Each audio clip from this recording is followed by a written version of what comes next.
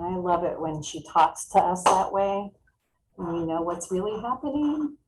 Um, so I'm so excited to have everybody here for this amazing webinar. Again, my name is Vanessa Zuber. I'm the Director of Employment Services for UCP of Southern Arizona, and I'm also an Arizona APSE board member.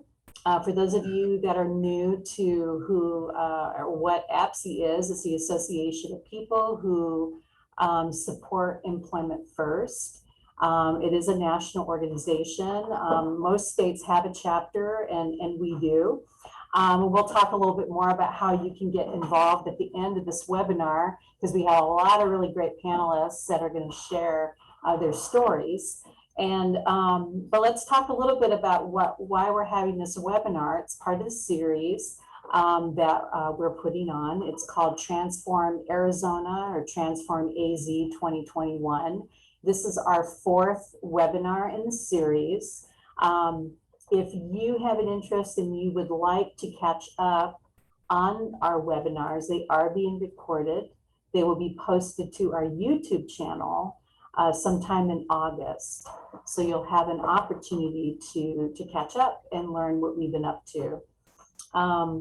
Again, some of the house rules, we're going to ask people to keep yourselves on mute. And also if you could, if you wanted to turn your video off, you can do that as well.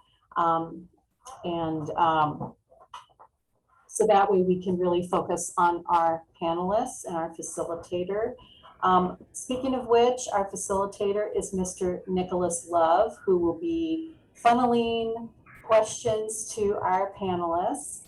Also, if you have a question, please reserve your questions towards the end of the panel. But if you want to pop them in the chat box, that's fine as well. And myself and Ms. Sam Klein, we will try to catch those questions as we're moving forward. Is there anything you want to add, Nicholas, to our house rules?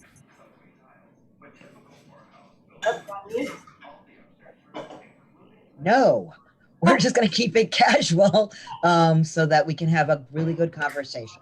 That's right. And like I said, at the end, we will show you the rest of our webinar series and some of the ways in which you can on the apps. Right now, we do have a PowerPoint that I'm going to pull up on the presentation. And so keep an eye on the chat box, see who's coming in and out. That would be great as well. So without further ado, welcome Mr. Nicholas Love. I don't know if you want to prompt introductions of the panelists. Actually, if you want to go ahead and prompt that, that would be wonderful, Vanessa. Introduce each individual. That would be wonderful. Yeah, absolutely. So why don't we go ahead and let's have our panelists. Can you guys see the PowerPoint? No? No. No. Sorry about that. Thank you. How about now? Yes. Okay. Why don't we start with Ms. Corinne Perez.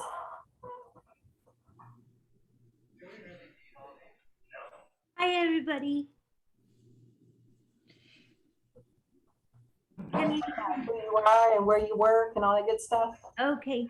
My name's Corinne Perez, and I work at UCP of Southern Arizona as an employment services coordinator. I work with people with disabilities to help them get jobs and do coaching and coordinating and have a caseload to kind of just help with the whole process. Wonderful. I'm going to go ahead and take over, Vanessa, if that's all right. While we are introducing ourselves and saying who we are and where we work and what kind of work we do, if you're comfortable, if you would share your disability. If you're not comfortable, that's also fine. So Corinne, do you want to share, do you have an interest in sharing your disability? Absolutely. I am disabled and proud. have cerebral palsy. Wonderful. Thank you so much. Gabe, would you like to introduce yourself and where you work and if you're comfortable with your disability? Okay, I'm Gabe Martinez. I work at the U said at the U. I'm a project aide and peer mentor, and my disability is Down syndrome. Wonderful. Thank you, Gabe. Doug, I know you are here as a parent of an adult son named Nathan. So can you share a little bit about where Nathan works and a little bit about Nathan? Yeah, sure. My name is Doug Loftus, and I'm the father of three boys. Nathan is my middle son. He's 24, and he works full-time as an in-house salesperson for a local company. And he also works part-time with Vanessa in the workability program as a job coach. So I'm very proud of him for being able to multitask. And his diagnosis is autism, and he has a very rare, it's called recombinant H syndrome. So he has two different things that he's challenged with. Great. Thank you, Doug. Angel, would you like to share? My name is Angel Valletta. I work at Desert Survivors. I'm a mentor there. I'm a job coach there. My job is I help with plants and stuff, with plants. So, yeah. Wonderful. Thank you. Appreciate that. And not last but not least, Joshua. So, hi, my name is Josh. I am a postdoctoral research associate at the Southwest Autism Research and Resource Center in Phoenix. And I was diagnosed with Asperger's syndrome, which is autism. Thank you, everyone. I appreciate it. So it's interesting. I'm listening to a lot of you are actually mentors. And so as part of your job, you're actually helping others go to work, which is awesome, which is probably why you're on this panel, to continue to encourage others to go to work. So I'm going to ask you, and you, we can answer in the order that we did it, or if you're not comfortable, you could always pass on anything. But I want to know about what kind of barriers did you have to overcome to go to work, and how did you overcome them? You want to start, Corinne? Yeah, I would say that the biggest barrier was after finishing school, because I went to school and I have a master's degree, and that just took so long to get because there was a lot of medical issues, and it just took a lot of persistence. But I have to say, I wasn't really prepared for what happened after. Like, you kind of think you'll go to school and then you'll just be able to get a job. And that's the way it's going to be. And sometimes that's not how it is. Sometimes it takes a really long time. And in my case, it did. It took about 2.5 years for me to become full-time employed.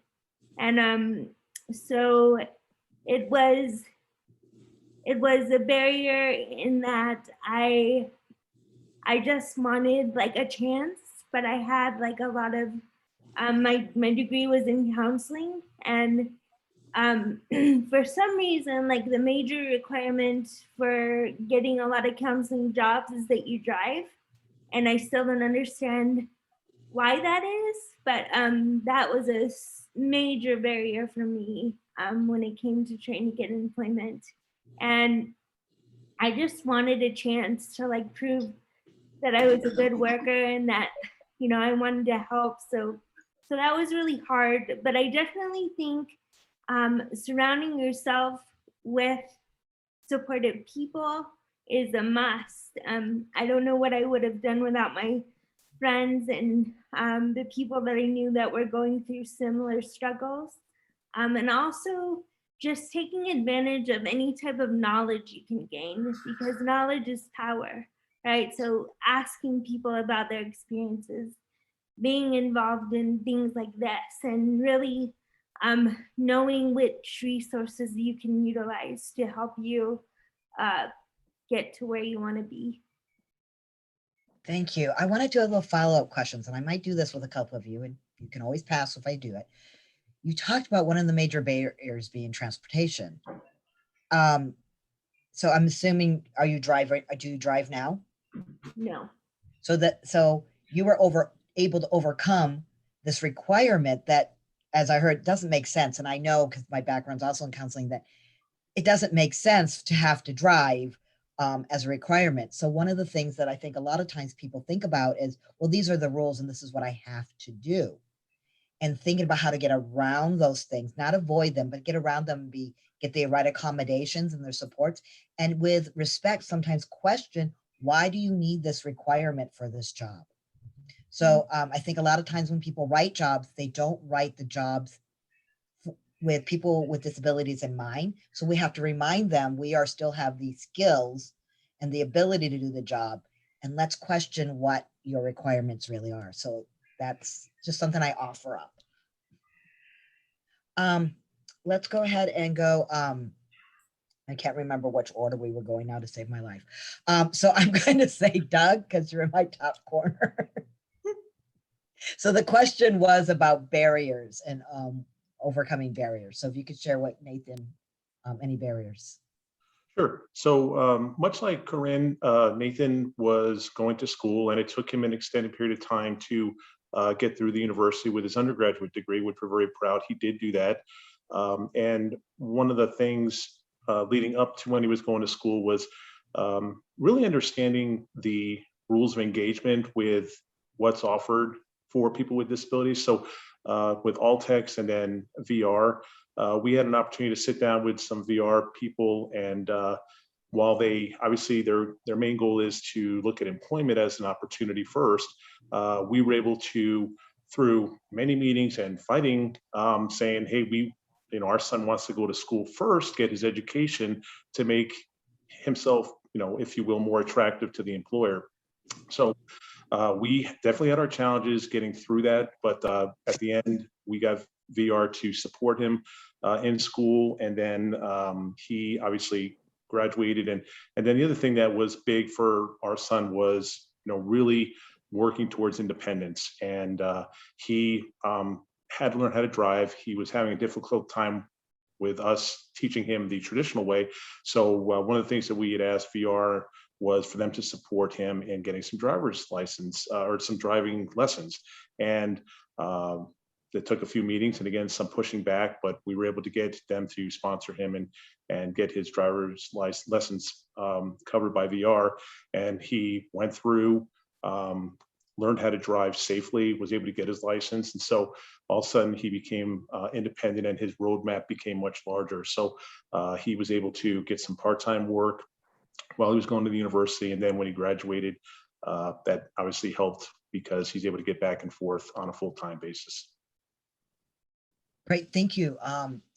When you're talking, Doug, about, the fight, it's sometimes you have to be able to, advocate for yourself and asking for things that may not be on the, let's call it a menu, right?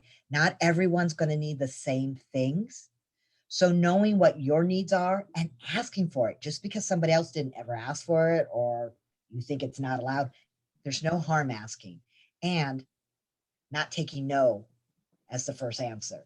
So thinking about what your needs are for work and how that can be, what do you need? What are those supports? Corinne talked about getting those natural supports. Doug, you talked about needing additional classes because it wasn't something that was working for the way you were teaching.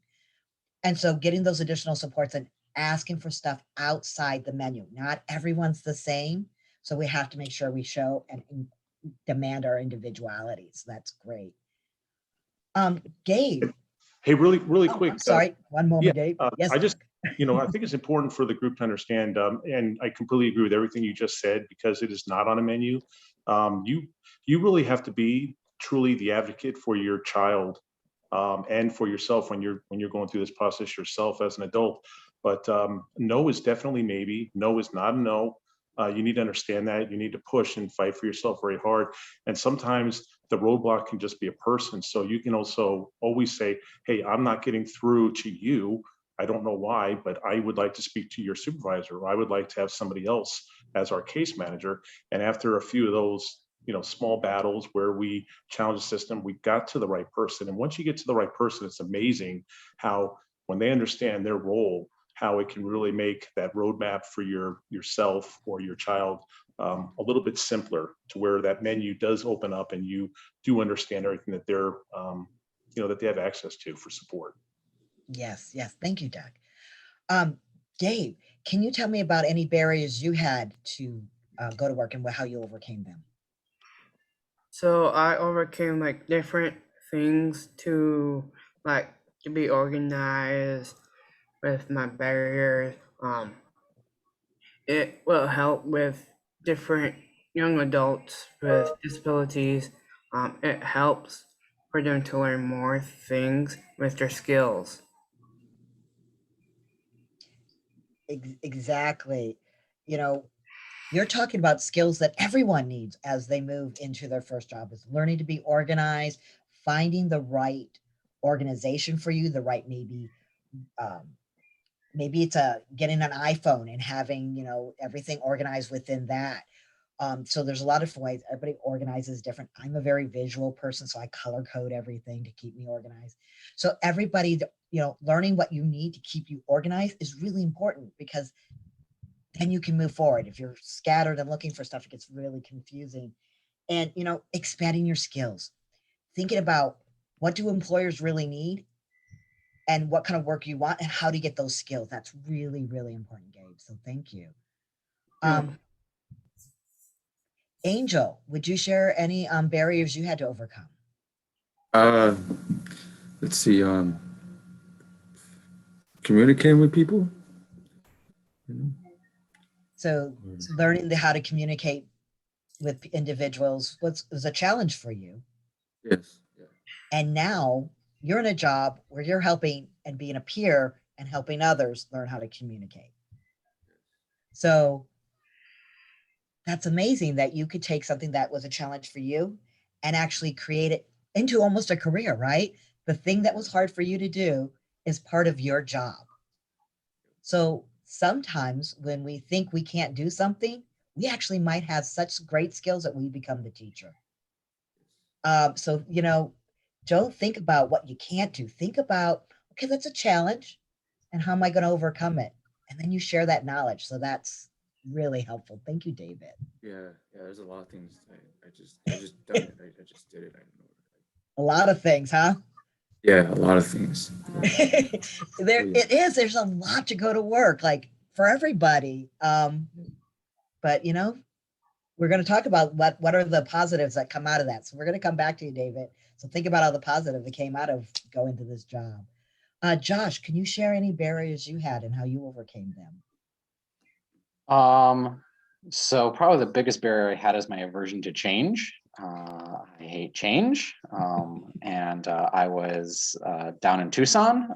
So not only did I have to change plans because I graduated in the middle of a pandemic, I had to change where I wanted to go and change cities.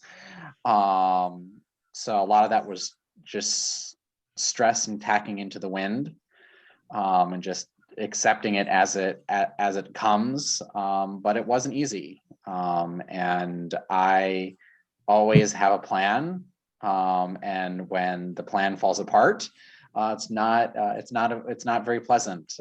When I was graduating from my master's degree 7 years ago now, or 6 years ago now, I was on an airplane with my dad, and we were talking about job employment, and that was not my plan. I wanted to go finish my education, get a doctorate, and sitting on an airplane, I had a panic attack. And anyone who's experienced a panic attack knows they're not pleasant. And being in a small cigar-shaped metal tube just prior to takeoff is an unpleasant experience. So having to become comfortable with the fact that we can't always know what the future holds, and having to to take that proverbial bull by its horns. That's how I overcame it. And like I said, graduating into the middle of a pandemic isn't fun. I had to change my plans, but I've made it work for me. But it wasn't always easy. Thank you, Josh. You know, getting comfortable with your uncomfortableness sometimes, right? We can be comfortable in a very uncomfortable place. Like we're like, okay, I know I'm getting benefits. I know what's going to happen tomorrow. I know what this is going to be. And it may not be the life I want, but I'm comfortable in this uncomfortableness, right? And moving out of it is scary and more uncomfortable, right? It's the uncomfortable you don't know. And that could be the hardest part, is taking that first initial movement towards getting out of your comfort zone to get the life you want. And when it doesn't work, having the flexibility to readjust and figure it out, right? That's one of the things I talk quite frequently. I am a person with a disability, and I talk about, you know, I have to change what I do on a dime some days, because some days I go to stand and it's not there. So I got to think differently how I'm going to do my day. So we think differently, we organize differently, we do all these things very differently. But those are our skills and our benefits that we bring to thinking outside the box, to being relentless when they tell us no, to being okay with change. That's all incredible skills that employers are looking for. So that's wonderful. Thank you. So one of the things I wanted to ask was, did you get help getting your job? So Doug, you talked about Nathan going to Voc Rehab. Did anyone else get assistance in getting their job? Or did you do the good old fashioned way and network it? So Corinne, how did you get your job? Well, you know, it's funny because now, like, I know how much more assistance I could have been offered.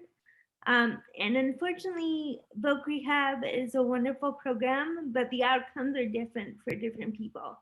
And I did fight, to use that word, Voc Rehab, to get driving lessons. Tooth and nail, I even won a mediation with them. And as soon as I got a job, they took them away.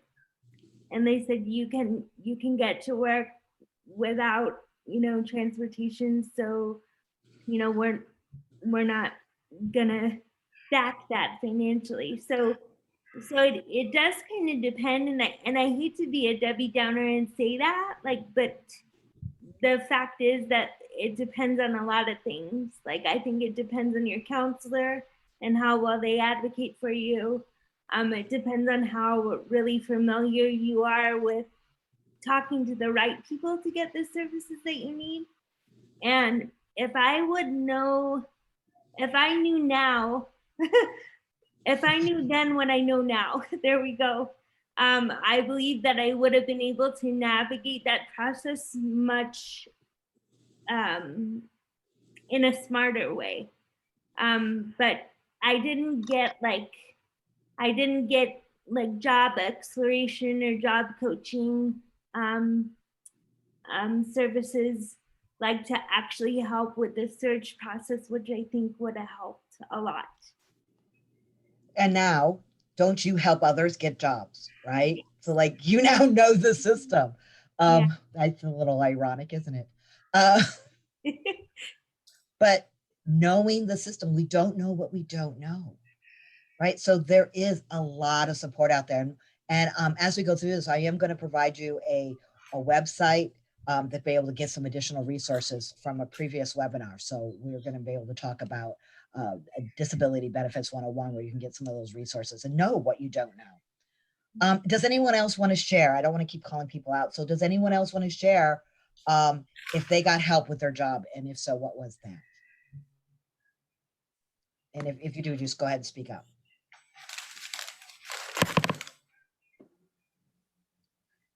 Nicholas, if I could jump in really quick. Yes. First of all, Corinne, I want to just tell you how courageous I think you are. I'm really proud of the fact that you fought as hard as you did for what you got. But with Nathan, one of the things that we needed help for, and And it was because of maybe some things that we knew behind the scenes, but we got some support as far as advocacy from the Arizona Center for Disability Law. We had a representative come into our meeting with folk rehab, and while they didn't really say a whole lot in that meeting, they were there to prompt and to, kind of keep everybody in check, if you will. So when things kind of got a little heated, they were able to keep everybody on the track. But at the same time, VR kind of knew that we kind of knew where the I's were dotted and the T's were crossed. And so there suddenly was some flexibility. So I do want to throw that out, that, there probably is still an opportunity for that, but that's how we were able to get some success with VR for driving lessons. And I'm sorry, go ahead, Corinne. Sorry. Absolutely. And they did help me. They did help me with the mediation process, and we won. And then it didn't end up happening. so I agree. I agree that that's a super good resource, and anybody who is dealing with vocational rehabilitation and trying to fight for services or advocate needs to involve the CAP program, because they were wonderful. And thank you. That's a very important point, is knowing what the system can and cannot do is actually rather important. Never, again, taking note, everybody has a right to make an appeals. And so one of the things with vocational rehab, once somebody gets a job, there's a 90-day usually to closure, and there's usually additional resources that are needed. So when you do your plan, knowing what steps to take so that your plan continues to move forward and what additional supports are really important. So having those individuals like Arizona Center for Disability Law, like Centers for Independence, like Ability 360, or connecting with a system that's related directly to your disability to be able to help with employment specialists. So there are employment specialists throughout every organizational system, and they are there to help with going through this really complex. And there's a lot of material out there to support people. And that's one of the reasons why Arizona APSI exists, is to be able to make sure we have that information out there for people. So one of the things I wanted to ask is, we're talking here about fears and myths a lot, right? That's like one of the biggest things. People think they can't go to work because of their fear, right? There's these myths they've heard about. So could you share, panelist, what was your biggest fear about going to work, and how did you overcome it? I'm going to shake it up a little bit, and I don't want to call anybody out, but I'm going to ask Gabe if you could talk about, if you're ready to talk about and willing, talk about what was your biggest fear about going to work? For the biggest fear, if I go to work, if someone hates Asian people, they will like do something with them, like shooting, stabbing. That's one of the fears, and because some of them are like disability or non-disability, that'll be fearing them, and that'll be tough for them, their families, their friends, and be like nervous to go back to work, and accomplish that, and I went to work safely and I work hard. You know, you're bringing up a really important point here, Gabe, is people sometimes don't know how to respond to people who don't fit what they think everybody should be like, right? Who's not like them. People have a tendency, it's human nature, to be fearful or nervous, as you said, for people who aren't like them. And so for people with disabilities, sometimes people don't know how to respond to us, or our families are fearful that something's going to happen to us if we go out into the world and go to work. And that fear is an important thing. And knowing safety and knowing, what there's out there, and knowing about discrimination and what to do about it if you're discriminated against, are important aspects to know about. So knowing about what are your rights as a person with a disability, knowing how to keep yourself safe, knowing how to, travel to and from your job without a problem, and then letting your family, this is usually a big challenge with families who are fearful of letting their family members with disabilities go to work, is letting the families know, I'm okay. Working with your family and with the person going to work to make a complete plan and talk about sometimes what might be the scary part of going to work and how would you handle it. So that's actually a really important aspect that I think a lot of people just go, something's going to happen and they're not going to be safe and we're just not going to let them out. Well, you want to have people be fully inclusive. And we know that work comes along with way more than money. It's a way to socialize. And so that community inclusion is really important. So thank you, Gay, for bringing up that safety issue.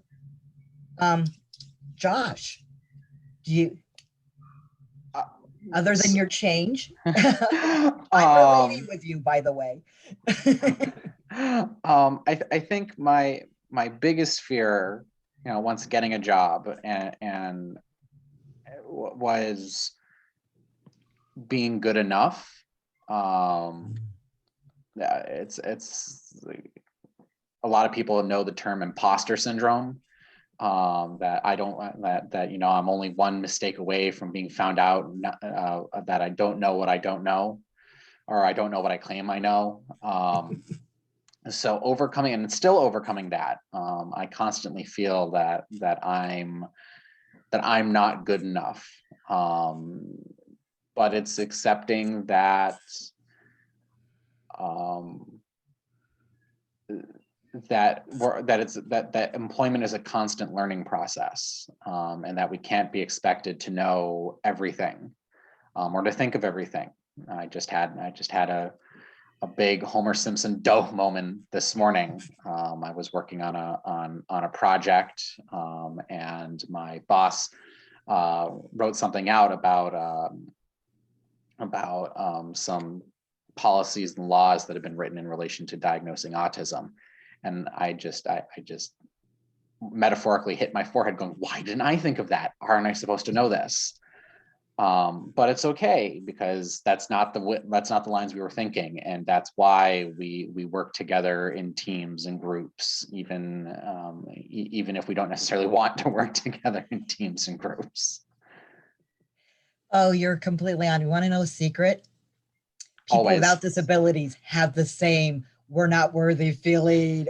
We're at one moment where the boss is going to come in any moment and say, what were we thinking? Right? So everyone has that fear. But that self-worth is important. A lot of times people with disabilities have been told or felt that they were not good enough, that they were less than. And that we know is not true. Every person has incredible skills and everybody has a learning curve.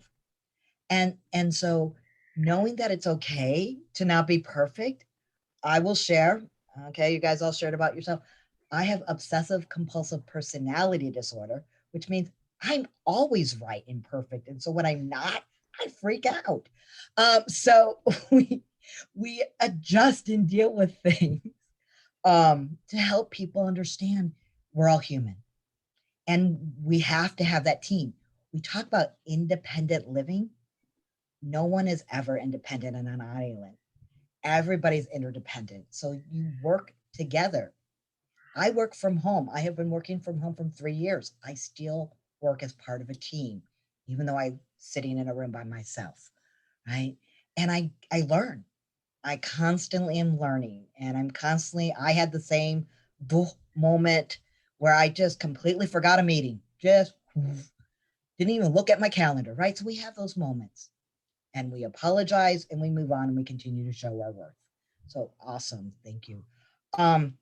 Angel, what, if you would share, what was your biggest fear about going to work? I think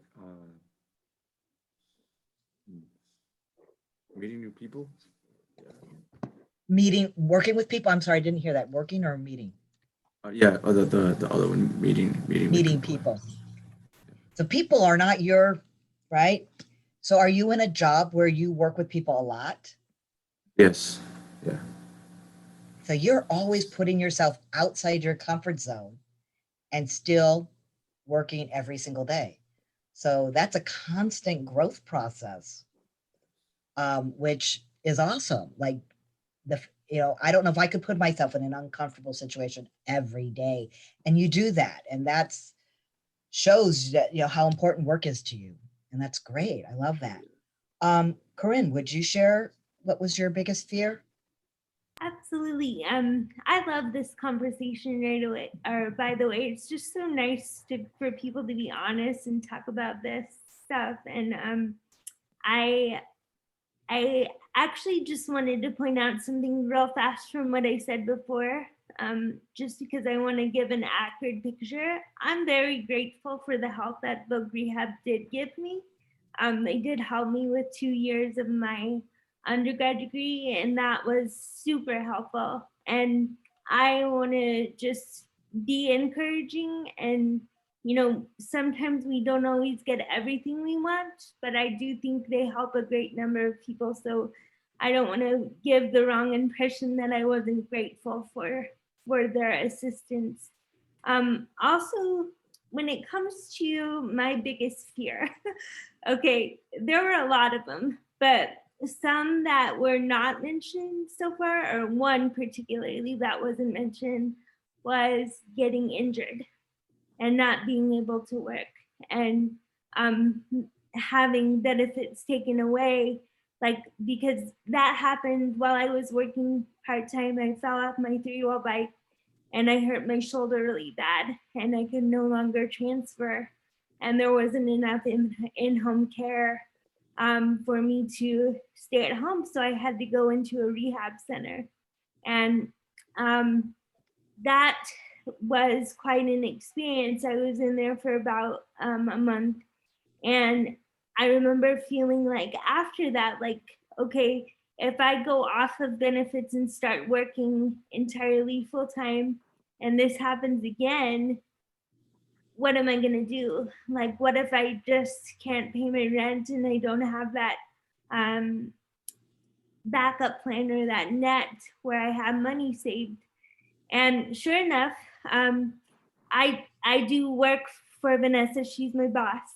But that not exact same situation, but pretty much the same situation happened again. I broke my finger. I couldn't transfer.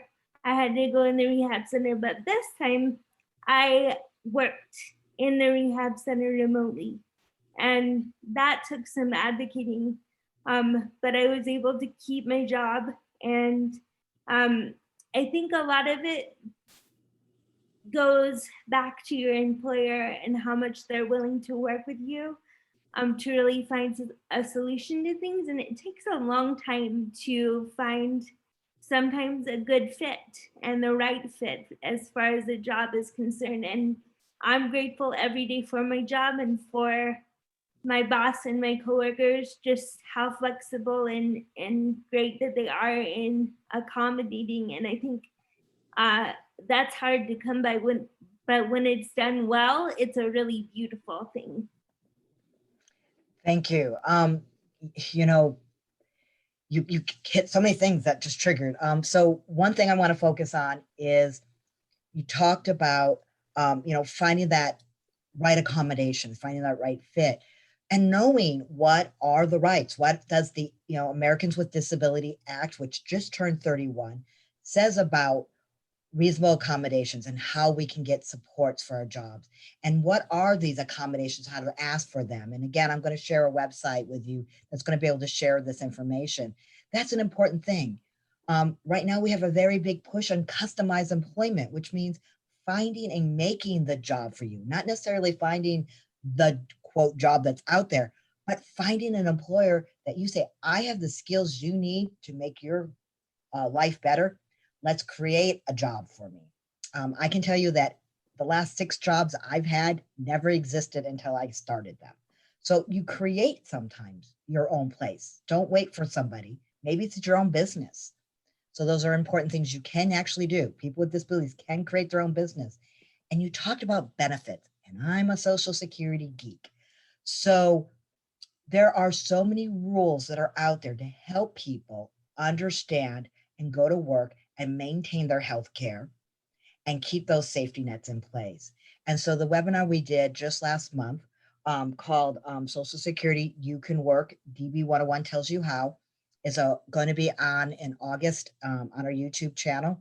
And you can go there and you can learn all about benefits and learn about those safety nets that help you be able to address those fear of losing your benefits, and talk about how to save money and really how to be able to save money while on benefits, with maybe even opening up an ABLE account. So they're all in this website I'm going to provide you, and it was all in the DB 101 discussions. Thank you. Doug, do you want to talk about if you know what some of Nathan's fears were of going to work? Or Yeah, maybe some of your fears on letting him. I think, in some of the conversations, one of the things that I wrote down for my son was that, was the fear of the unknown. I think that a lot of what has already been mentioned were probably some of the things that he had to process and think through, but the fear of the unknown, because the way that he thinks is it's really about, how are people looking at me? How are they interpreting me? And then the next thing that he would ask me was, hey, when I get this job, will I be taken seriously? Will I have the opportunity to be promoted and work my way up? And my answer was always the same thing: keeping it simple, being yourself. And if you can do that, then a lot of times people will either get you or not, but you're going to understand if they're getting you or not. And then you can make an educated decision on whether that's the right thing for you or not. And so I think that instilled a little confidence for him, but it also simplified things for him. But there was some great stuff that was brought up by the panelists, and I think he had a little bit of that as well. Thank you. So I'm going to shift it. We went from fear. Now let's go to the positive. What was the most positive thing about going to work? What was the biggest benefit, most positive thing about going to work? And we're going to start. Josh, can we start with you? Biggest positive. It was a growing experience. I got to be a real adult for most of my life until October of last year. I was a student. I had only ever been a student. I had worked jobs here and there, but it was always secondary to being a student. So I got to grow that much more. And I have valued that deeply, as much as it has scared me tremendously. Moving to a new city, it's scary for anyone, right? Moving is just generally scary. But for the first time in my life, I'm not staring down a 4-year change or something along those lines. We go from elementary school to middle school in 4 years, middle school to high school in 4 years, if you do that kind of route. Undergraduate education, 4, 5, 6 years, but there's an end. Graduate education, there's an end. And so now, for the first time in my life, I don't see a foreseeable end. Which means the sky is the limit. Yes. That's you talk about going to school. A lot of people go to school and then they're like, okay, now what? Right? So going to school and knowing a job, right? But you went beyond a job. You now are working on a career, right? So a lot of times people don't think about, I'm going to get a job, whatever, who will hire me, what's close by, that kind of thing, as opposed to thinking about your dream. What do you really want to do? What makes you excited enough to actually get up in the morning and be uncomfortable like Angel is and still go to work? Like, what makes you happy about this, right? And have it be a career, because then you're going to want to get out of bed and it's going to fulfill some of your, the biggest excitement. So yay, growth. And because I just called Angel out, Angel, what is your biggest positive about going to work? Money. Money. You know what? That is perfectly acceptable. Money is important. And I share with people quite frequently that I push employment all the time. And people are like, why are you so against, pushing employment? Because in our society, to be able to have the life you want, live where you want, eat what you want, entertain how you want to be entertained, you need money. That's what causes you to be actually part of the community. You have money to go in the community. You have money to buy things. You have money to have the life you want. Yeah. You don't have to live in poverty because you're disability. So money is an awesome reason to get up and go to work. Thank you, Angel. Yes. You're welcome. Gabe, what was your biggest positive about going to work? The biggest positive for me for going to work, to see my coworkers, because they give me like a bunch of supports, because we got connection from FCM. They give us like welcome signs from welcome back, and they give me like getting free stuff like a bag, like a cup. It's like warmful and helpful. Wonderful and helpful. That's great. You know, the camaraderie of working with your coworkers is important. It's one of the things I miss working from home. Is that's where we spend the majority of our time is at work. And if you can create relationships, how do you create relationships? Stay on your couch watching TV. You can't, right? So, and there's perks. There's perks that go along that is important, right? And so finding that job that gives you the perks are important. Corinne, would you share your biggest positive? Oh my gosh, what a hard question. I'm sorry. Do I have to pick just one? Yes, you do. We're running out of time. Oh.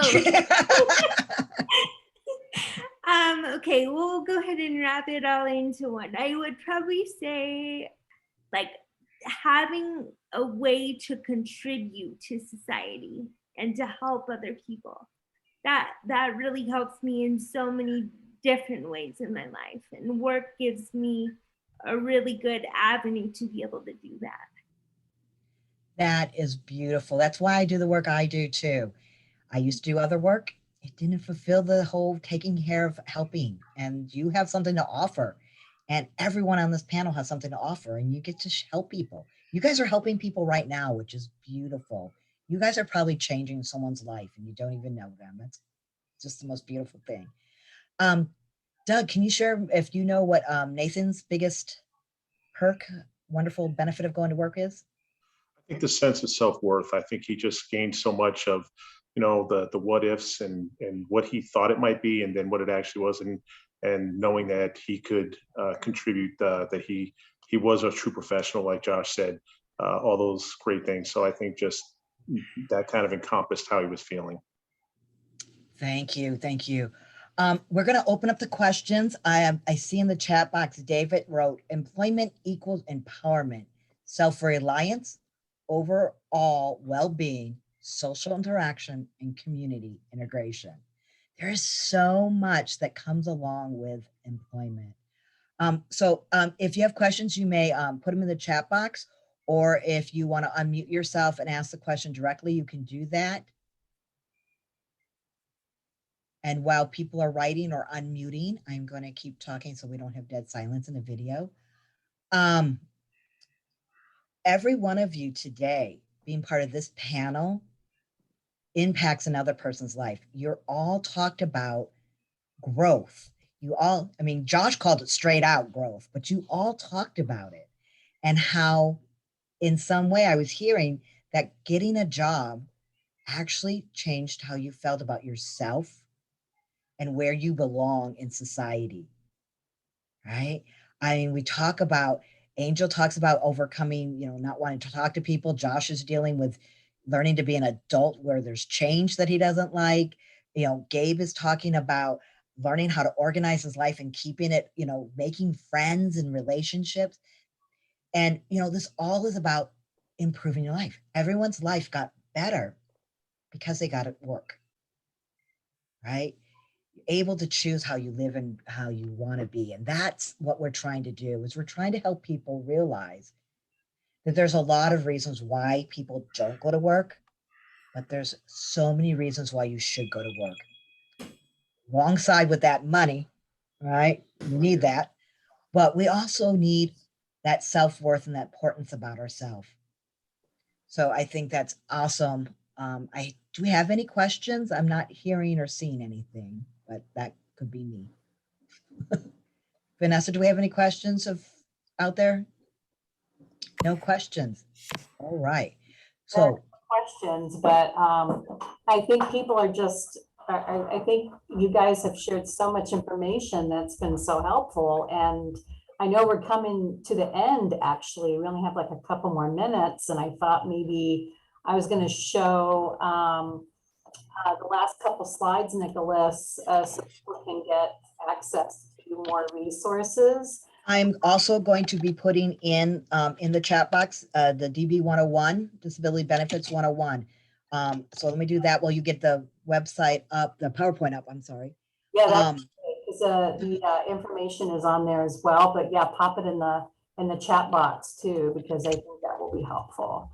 So DB 101 is an online tool that be able to help with understanding employment. It's Arizona specific. Here it is. Here we go, the myths.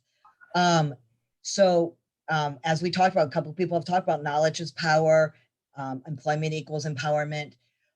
So DB 101 is there to be able to provide you information about benefits, resources, how to connect with vocational rehab, what are the services they can offer, how to connect to the Arizona Center for Disability Law we talked about, how to find those additional resources that are out there. So there's a lot of information, independent living, learning about your first job, transitioning to adulthood, how to find your first apartment, right? Josh just moved, he could have used that. All of that information is actually in DB 101. So we offer this tool, and plus we did a webinar just last week, and that will be on the YouTube channel. Yes. So Vanessa, if you want to go ahead and do the last couple slides and then come back and I'll thank our panelists. Yeah, so, again, we're going to have some more webinars coming up. We have several wrapping up the rest of the year. Let me just end that. And I'm going to pull this one up. There we go. Adjusting to all this technology when we're sharing all these different screens. There we go. So again, the purpose of this is really to provide education and promote best practices within our community for job developers and coaches, but it's also to provide resources for our job seekers, families, professionals. And again, the goal of Employment First is to encourage and promote competitive integrated employment and making sure that people have equal opportunities for making a competitive wage, getting a job, all that good stuff. If you're a young person, a youth, and you're transitioning from high school into adulthood, understanding and knowing that employment is, an expected outcome for most youth. And so the next webinar that we have coming up in August is called Accommodations and Disclosure. When and how to do that. That can be kind of hard sometimes to know, should I disclose, should I not disclose, how do I ask for an accommodation? This all relates to sort of everything we've been talking about today. And then in September, we're going to be doing a one on assistive technology on the job, how to make it work. And we're going to be having ASCAP come in, and they're going to be talking about, utilizing augmentative devices in the workplace, and how do we use low tech and high tech, and all these tips for job coaches and developers that are working with people who may be using alternative forms of communication. So that's going to be a good one. And then we have our annual meeting in October, where we're going to have a couple different sessions, one on how to become a certified employment specialist. We're going to actually have somebody from National come in and present on the benefits to getting certified. And then having our next session is going to be on job coaching strategies and customized employment. So that'll be a big one, our annual meeting in October. And then in November, we have our employer engagement strategies and tips. And then to wrap up the end of the year, it's going to be transition to work from high school to employment. So all these topics, I think, relate to all of us that are working in the field. And if you're looking for a job, or if you're a family member that's supporting your kiddo, or you just want to know more, you're a professional and you want to know more, these are great webinars to help expand your knowledge, or at least to have a discussion or dialogue. So please keep an eye out for us. We do, as a chapter, have a website. I'm not sure, I guess I can pop that really quickly into the chat box here. And while you're popping that in there, Sam has also posted how to register for these upcoming webinars into the chat, as well as how to connect to the YouTube channel, where these archived webinars will be sometime in August. late October. Yep. August. I'm sorry, I just changed the That's whole okay. month. Yeah, it's okay. We just thought August is a good month to kind of get the first 5 kind of uploaded onto the channel. So keep your eyes peeled. And then, as Sam had mentioned, you can go to Eventbrite to look for the links. We're also going to be posting them on our website, which I put in the chat box. So keep your eyes peeled. There's a lot going on. And so I'm going to pass the baton over to Nicholas to wrap us up. Thank you. So a lot of things happening with Arizona EPSI. One of the most important aspects, though, is your participation, and this participation of this panel. As you were able to, in this last hour, to hear about, fears and struggles and successes of employment. And I just want to thank everyone on this panel. It is not easy to come on and share your stories and talk very frankly about and candidly about things. And so, you've helped a lot of people today, and really appreciate everything you bring forward, and keep up the good work. You guys are each and one of you are absolutely amazing. Doug, you're amazing, but I'm sure Nathan is more amazing. But you guys are amazing, and you're not doing it you're not amazing because you are a person with disability who went to work. That's not the amazing part, right? People with disabilities go to work every single day, and we do it really well. What's amazing is each one of you care enough to come and share and overcome your own personal issues. So that, I think, is amazing. So thank you very much. I appreciate all your time. And I think we'll end up this webinar. Yeah, thank you all again. It's been fabulous. Really appreciate your time. And I will echo Nicholas's praises, and to everybody else, please stay connected with us. And if you have any questions, don't hesitate to reach out. And again, thank you, Nicholas, as usual, for your facilitation. That was amazing. Thank you all. It's easy to facilitate when you have amazing people to talk to. So thank you. All right, guys. All right. Bye. Bye, everybody.